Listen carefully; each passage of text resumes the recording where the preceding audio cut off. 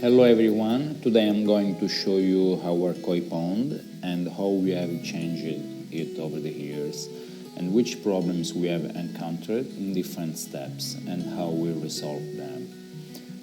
We are not a professional pond makers, but we have done a lot of research and trial and error on our home project. So we have learned many things about how to make and maintain a pond with plants and fish inside. We started our project about 5 years ago when we built our first pond. That is what you can see in these pictures. The first pond was about 10,000 liters, which is about 2,600 gallons. 1 year later we had another pond connected to the first, and together they became about 40,000 liters. At the beginning, in the first pond, we put some little fish inside and some plants like iris, lily pads, Elodea canadensis and some typha. We made some mistakes along the way. The first was the choice to use the typha.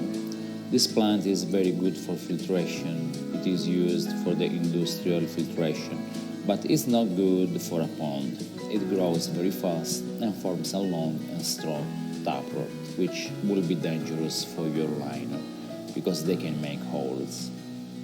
This happened to us. After 1 year, we found holes in our PVC liner, so we removed this plant. Our second mistake was to set the plants in the water without a base. Originally, we covered the bottom with sand and stones, and we let the plants grow freely, which resulted in a lot of typha and lily pads, covering the total surface of the water. This made it difficult to see the fish. The plants were fantastic, with big beautiful leaves and flowers, but they took over the pond very quickly. For the filtration, we first used a pressure filter, but when we had the second pond, the pressure filter wasn't enough, so we had to make a change. We decided to try a modular filter with 3 different tanks, and that worked well. After that, our passion grew, and we decided to build a natural swimming pool close to the pond, which I featured in my first video and explained how to build it. I will add the link in the comments. So our plan from the beginning was to connect the pond to the natural swimming pool through the biofilter and remove the modular filter and create an all-in-one system, a pond biofilter swimming pool. Completely natural, without chemicals or industrial filters.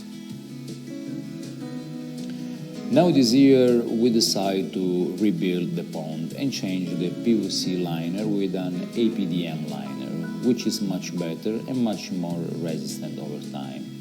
So we restored it all in just 1 week. First we removed all the fish and plants. There was a lot of papyrus and lily pads. After that we changed the shape of the pond. We built a reinforced concrete border, we set the non-woven fabric, and we set the APDM liner on top. It's very important to make the bottom different levels for the different type of plants. The lily pads need deeper water than filtration plants like papyrus, pontedera or thalia. So it's important to build 2 or 3 levels at different heights. After that, we set the stones along the border and created the waterfalls on the thickest concrete edge. We built a little wall with different sized rocks and later added 2 large flat stones on top where the water flows down.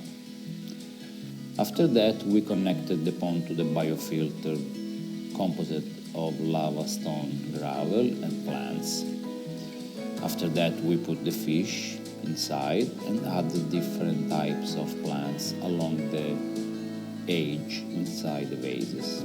We create a little grotto for the fish so they can hide inside. We set the lily pads on the deepest side of the pond, always inside the vases. The perfect upgrade for our pond would be a bottom drain inside the pond, but it would have been too difficult to connect it to the pool's bottom drain. The water cycle moves like this. The water from the pond passes through the biofilter, where the water is filtered by the roots of the plants and the gravel stones. Then the water flows into the natural swimming pool.